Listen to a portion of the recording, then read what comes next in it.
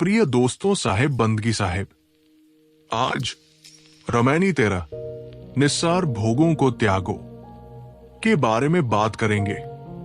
नहीं पड़ती जो ये संसारा, दर्प की चोट कठिन के मारा, सो तो शेषो जाय लुकाई, काहू के प्रतीत न आई, चले लोग सब मूल गमाई, यम की बाढ़ी काटी नहीं जाई, आजू का जो काल अकाजा, चले लादी दिगंत राजा, सहज बेचारे मूल गमाई, लाभ ते हानि होए रे भाई, ओछी मती चंद्रमा गौ अथई, त्रिकुटी संगम स्वामी बसई, तभी विष्णु कहा समुझाई, मैथुन अष्ट तुम जीत हो जाई, तब संकादिक तत्व विचारा, जैसे रंग परा घन पारा, भौ मर्याद बहुत सुख लागा, यही लेखे सब संशय भागा, देखत उत्पत्ति लागो नवारा, एक मरे एक करे विचारा, मुए गए की काहू न कही, झूठी आश लागी जग रही, साखी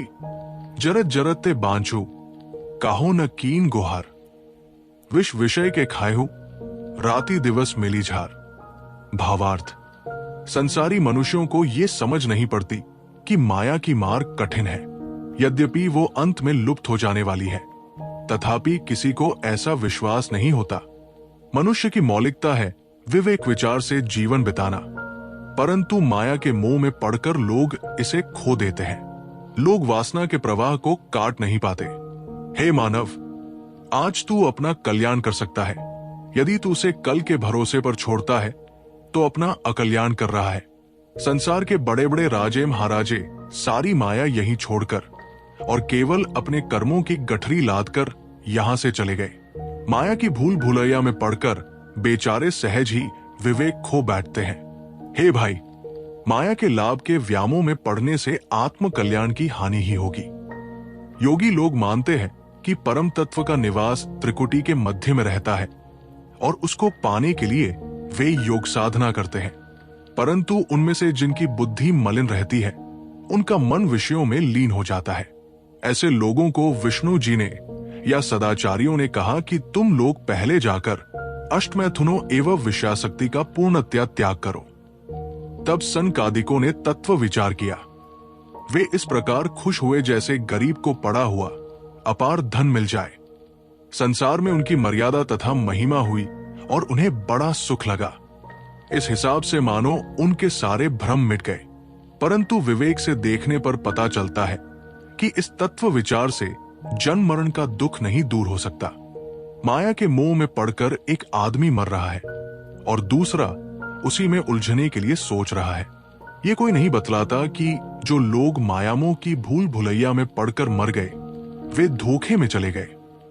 जो लोग जीवित रहते हैं उनको जगत भोगों की झूठी आशा लगी रहती है।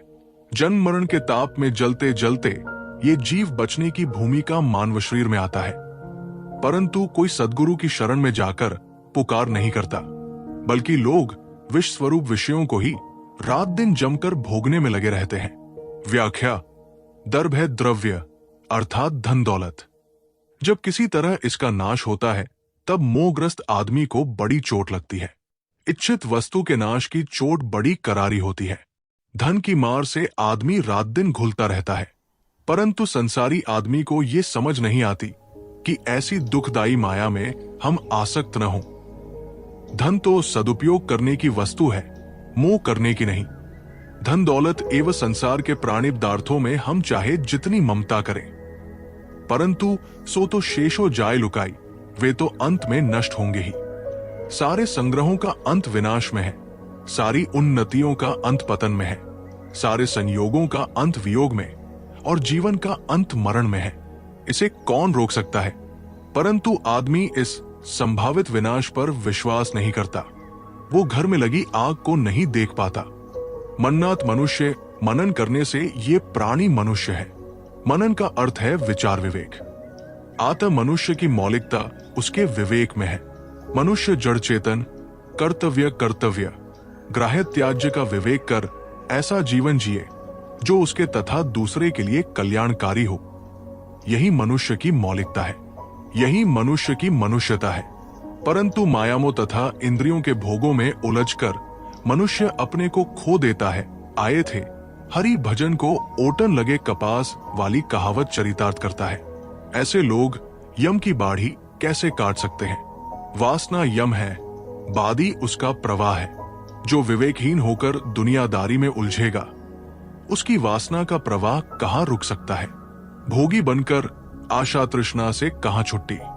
आजू काज जो काल अकाजा, ये विशेष ध्यान देने योग्य बात है। भूत चाहे जितना आकर्षक रहा हो, वो मर चुका है और भविष्य का हमें कुछ पता नहीं है। वर्तमान ही हमारे हाथों में है। हमें चाहिए कि हम वर्तमान में अपना कल्याण करें। आज हम अपनी कल्याण साधना कर सकते हैं। आने वाले कल के भरोसे में तो अपने को खोना है। कौन जानता है कि कल क्या होगा? इसीलिए सद्गुरु ने अन्यत्र भी कहा है, जो कल करना है उसे आज करो, और जो आज करना है उसे अभी करो। पल में तो प्रलय हो जाएगा, फिर कब करने का अवसर आएगा। बड़े बड़े राजे महाराजे संसार से चले गए, वे क्या ले गए? पूछा गया कि पुराण क्यों लिखे गए? उत्तर दिया गया, जिसने सूर्यवंश और चंद्रवंश के इक्ष्वाकु, जंतु, मानधाता, सगर और रघु के, जो सब के सब नाश को प्राप्त हो चुके हैं, ययाति, नहुष और उनके वंशजों के जो अब नाम शेष रह गए हैं, और उन महाबलशाली दुर्धर्ष विक्रम और अपरिमित वैभव वाले राजर्षियों के, जिन्हें और भी उग्र शक्ति वाले काल ने पचाकर केवल कथा मात्र बना दिया है। चरित सुने हैं। उस व्यक्ति के मन में ज्ञान का उदय होगा और वो अपनी संतान, स्त्री, गृहद्वार, भूमि और धन में ममता न करेगा। दो मोहग्रस्त बने ये दीन जीव सहज ही अपनी विवेक शक्ति खो देते हैं। आत्म कल्याण और परकल्याण के लिए मानव जीवन के क्षण क्षण दोहन करने योग्य है, परंतु ऐसे रत्न समय को मनुष्य अनर्थकारी विषयस्वाद और बकवाद में गवा देते हैं। जो संसार का ज्यादा लाभ लेना चाहेगा, उसकी हानि होनी ही है। जो संसार को समेटकर रखना चाहेगा, वो अपने आप को खो देगा। भोगों के मिथ्या आनंद का इच्छुक चिरंतन आनंद से वंचित रहेगा ही। विषय विरक्त व्यक्ति सो जन सदा आनंदा रह सकता है। नाक के ऊपर तथा दोनों भावों के बीच को त्रिकुटी कहते हैं। योगी लोग कहते हैं कि यहाँ ईड़ा, पिंगला तथा सुषुम्ना तीनों नाड़ियों का संगम है। यौगिक भाषा में यही त्रिवेणी है। योगी लोग मानते हैं कि यहाँ परम तत्व का निवास है। अतः वे त्राटक मुद्रा 3 कर यहाँ ध्यान लगाते हैं। अपने चेतन स्वरूप से पृथक त्रिकुटी में किसी परम तत्व की बात है तो केवल कल्पना ही, परंतु उसमें एकाग्रता भी उसी की होगी जो विषयों से विरक्त है। ओछी मति वालों का चंद्रमा डूब जाता है। चंद्रमा मन का देवता माना गया है। अतः चंद्रमा से मन अर्थ है। अभिप्राय है कि विषयों में प्रियता ओछी मति का लक्षण है, और ऐसे विषयासक्तों का मन विषयों में लीन होगा ही। विषयलीन व्यक्ति साधन लीन नहीं हो सकता। कहा है कबीर, मन तो एक है, भावे तहा लगाव। भावे गुरु की भक्ति करूं, भावे विषय कमाव। इसीलिए विष्णु भगवान ने साधकों से कहा कि तुम पहले अष्ट मैथुनों को जीतो।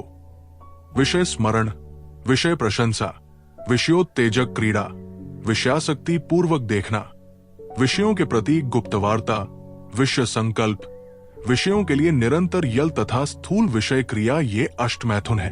जब इन सभी से साधक छूट जाता है, तब उसका मन साधना में लग सकता है। प्रश्न हो सकता है कि विष्णु जो गृहस्थ थे और जो सदैव लक्ष्मी को साथ लेकर रहते थे, वे साधकों को अष्टमैथुन जीतने के उपदेश देने के अधिकारी कहां थे? वस्तुतः अच्छी राय तो कोई किसी को भी दे सकता है। गृहस्थ भी साधु को उन्हें अपने पद से भटकते देखकर चेतावनी दे सकते हैं। रजोगुण ब्रह्मा, तमोगुण शंकर, सतोगुणी हरि होई। दो उक्ति अनुसार सतोगुणी व्यक्ति ही विष्णु है। कोई भी सतोगुणी ब्रह्मचर्य की राय दे सकता है। उक्त उपदेश को मानकर सनक, सनंदन, सनातन, सनत कुमार आदि ऋषियों ने पूर्ण ब्रह्मचर्य का पालन किया और तत्व विचार भी किया। तत्व विचार का अर्थ है अंतिम सत्य की समझ। सद्गुरु कहते हैं, सनकादिकों ने जो अंतिम सत्य समझा, उससे उन्हें पड़े हुए धन मिल जाने के समान बड़ा लाभ लगा। संसार में उनकी मर्यादा भी हुई। उन्हें अपनी मर्यादा में आनंद भी आया और उनकी समझ से मानो उनके सारे भ्रम दूर हो गए। परंतु उनका तत्व विचार बंधनों का सर्वथा निवारण करने वाला नहीं है। ये सब कहकर सदगुरु कबीर एक क्रांति की बात करते हैं। कबीर देव कहते हैं कि संकादिकों का तत्व विचार उनकी दृष्टि से भ्रम निवारक है, परंतु वस्तुतः भ्रम निवारक है नहीं। मूल पंक्तियों पर ध्यान दोजिए, तब संकादिक तत्व विचारा। जैसे रंग परा धन पारा, भौ मर्याद बहुत सुख लागा, यही लेखे सब संशय भागा। इसमें पहली चौपाई की अर्धाली तब संकादिक तत्व विचारा है। इसके बाद आगे की 1.5 चौपाई संकादिकों के तत्व विचार पर व्यंग्य है। व्यंग्य पर पूर्ण जोर पड़ता है दूसरी चौपाई की अंतिम अर्धाली पर, यही लेखे सब संशय भागा। इस हिसाब से मानो इनके सब संशय भाग गए।